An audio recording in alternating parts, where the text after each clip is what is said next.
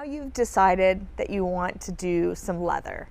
You've never done leather before, you're not quite sure what is the different grades of leather. You've heard this and that, and what I'm going to do is hopefully give you some good tools to understand when you are leather shopping, what to look for and what to ask for.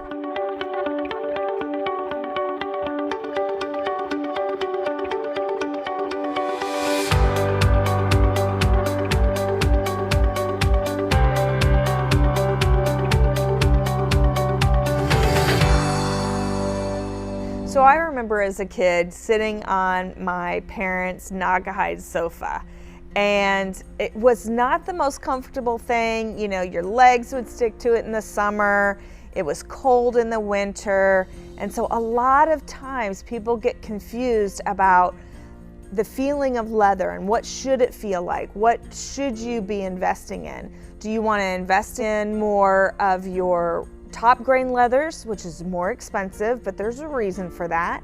Or do you want to do something like the bonded leathers, which are the newer leathers that are coming out that aren't the same? And a lot of times they'll try to be passed off as the same, but they're not. So that's what I want to kind of go over today, is what's the difference between your parents' old leather sofa that's actually plastic versus your leathers that you're seeing today on the market. So my name is Monique Thornock. I'm the store manager of the Louisville Furniture Fair. I've been in the furniture industry for over 30 years. I've been to numerous factories to learn about the fabric and the leather process. And there is a big difference between real leather, top grain leather, and your faux leathers, your vinyl, your bonded leather, your things that are not going to wear as well as what a real leather top grain would do for you. So what I'm going to cover with you today are the main types of leather products that you're going to find out there on the market. So you have your full grain leather, which is the thickest part of the hide. You also have top grain leather, which is just a step down below that. You have your split leathers, you have your genuine leather, bonded, and then you're going to go into your polyurethane fabrics. And my goal is that when you complete this video, you're going to have the tools to know which kind of leather would be best for you. So let's start off. What is full grain leather? So leather, of course, is a natural byproduct of the beef industry, and that leather is extremely thick. So that full grain leather is your top of your leather choices. That means that they have not shaved off any part of the leather. They've left it completely natural as it can possibly be. When you get that type of leather, you may see the barb marks, you may see insect bites, you may see different things on your leather that it's uniquely to that leather hide. And you're going to get a patina over the age, which means that it does absorb moisture, it does absorb oils, and it's going to give you that really strong patina where the light and darkness of the leather adds to the beauty. It is not necessarily the most friendly for families, right? So if you're going to have pets on it, if you're going to have kids that are going to have crayons or possibly spill their Kool-Aid or whatever that is going to pick up those things. So unless you like a really distressed leather, full grain leather may not be the best option for you and your family. But if you want that rustic, that leather look, that din, that's your favorite chair, by all means, go for that full grain leather. Now let's talk about top grain leather. So what happens is they take that full grain leather hide and they actually run it through a splitter, and that splits the leather. So the top portion of that leather is your top grain. You really want to make sure you get that top grain leather because that's the strongest part of the hide. The tanneries have to grade those leathers and decide, okay, which are the leathers that are naturally beautiful, that don't need a lot of touching up, that don't need a lot of embossing to make it look uniform. They're going to put those over in a higher grade leather pile. The other leathers they're going to look at and say, oh, this one has a lot of imperfections. Most of our customers aren't going to want that. So I'm going to put it over here in a different pile to be corrected. And that means that they're going to literally correct the top of it, stamp on a pattern that looks like your top grain. Now, the pros to having ones that are not corrected is it's more natural looking. It's a softer feel. It has a softer hand to it versus the corrected leather. The corrected leather has been treated more.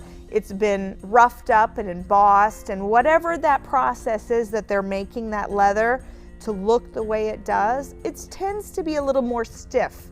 It's not as soft, what we call the hand of leather. So now you've seen your top grain leathers, and there's varying different grades of those top grain leathers. A lot of top grain leathers are absolutely perfect for families and pets.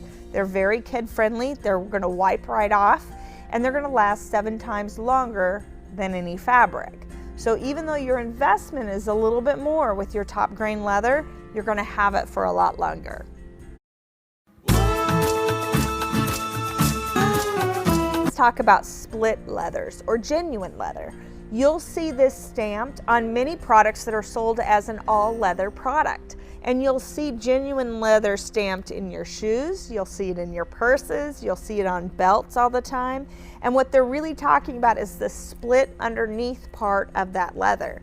But think about your shoes for just a minute. What happens after a while with your leather shoes? They get scuffed and they get a little rough on your toe parts, right? Same exact thing will happen with furniture if it was made out of split leathers or genuine leather. So the genuine leather or the split leathers, a lot of times you're going to find that on the outside backs of furniture. Once in a while you will find that in a fully upholstered sofa that's done in genuine leather. Just understand, genuine leather and top grain leather are not the same animal. They're two totally different things, because that split leather is not going to wear as well as your top grain leather. However, the price is pretty good, right? So you're going to spend a little bit less, but don't expect it to last 7 times as any fabric, because it's that underneath part, that split part of the hide. Now it's time to talk about bonded leather. So bonded leather didn't used to even exist until about 10 years ago. And what they've done is they take all of the leather dust, all of the scraps, and they put it in a great big vat, and what they do with it is they then add plastics to it. So they're creating this leather-like fabric that unfortunately does have 20% of leather, so a lot of people out there are selling it as leather, and they're allowed to say that it's leather, but it's not the same properties. It doesn't wear like leather. It's a completely different product. So one of the things I really want to hit home with you guys is this bonded leather is really kind of a gray area right now. Bonded leather has leather in it, but it's not leather. It's different. It is a faux leather. It looks like leather, but it doesn't act like leather. So that's where you have to be careful. And it's really important to trust the person that you're talking to, that they know what leather they're demonstrating to you and that they know what they're talking about. Now let's talk about polyurethane, or the other faux leather. So polyurethane is actually 100% man-made fiber, and it is actually pretty durable. So it's made out of plastics. It's made out of the same things that your nylons and your olefins are made out of. It's just processed differently, and it's processed so that it looks like leather. So the polyurethane, a lot of times when you go out and you shop for recliners, they're going to be top grain leather everywhere you touch, and it will be vinyl on the back and the sides. That keeps your costs down. But that vinyl on the back and the sides are going to wear better than if you did your bonded leather. So your vinyl or your polyurethane leather-like fabrics, they are a fabric, and there's a couple of advantages. Number one, cost is very, very reasonable, so you can afford that leather chair that has top grain on it, but then vinyl on the backs and the sides. You'll see it a lot in motion furniture. You'll see it a lot in your reclining sofas, your reclining sectionals, and your recliners, because it's less expensive for those manufacturers to produce, and it works well because most people don't have a reclining sofa sitting out in the middle of the room. So it doesn't really detract from the beauty of your furniture at all. The vinyl or the polyurethane and some of the fabrics now that look like leather, they feel really good, they have a good hand, really are just fabrics, but they're made to look like something else. And so they're gonna wear like a fabric. They're gonna hold up just as well as any other fabric. The only difference is they're not gonna breathe. So leather will breathe. It will stay room temperature. Where your polyurethane is not gonna necessarily stay room temperature, and it's not gonna warm up to your body temperature like a leather would. So that's the two biggest cons on your polyurethane or your fabric-like leathers, because if you want that comfort of that leather and you want it to feel great and you want to sit in it and for it to warm up to your body temperature, you can really only do that with your top grain leathers. So you have to decide, what do you want? Do you want a sofa to last you 15, 20 years? If you do, go for your top grain leather all the way around. It's going to be a little bit more expensive, but if you average out how much you're paying per year on your leather sofa, it's well worth it. On the other hand, if you're on a strict budget right now, go ahead and go for that polyurethane or that vinyl leather look, because that's going to wear well, it's going to be kid friendly, and it's not going to peel and crack. Okay, so what is your next step? You've decided you wanted to wade into the world of leather. So best thing to do, give us a call or set up an appointment. Come on into Furniture Fair and we can show you all of these different leather options for you. And a lot of times you're going to be able to pick your leather, you're going to be able to pick your color, and you're going to be able to put it on the sofa that you want. We have great resources on our website.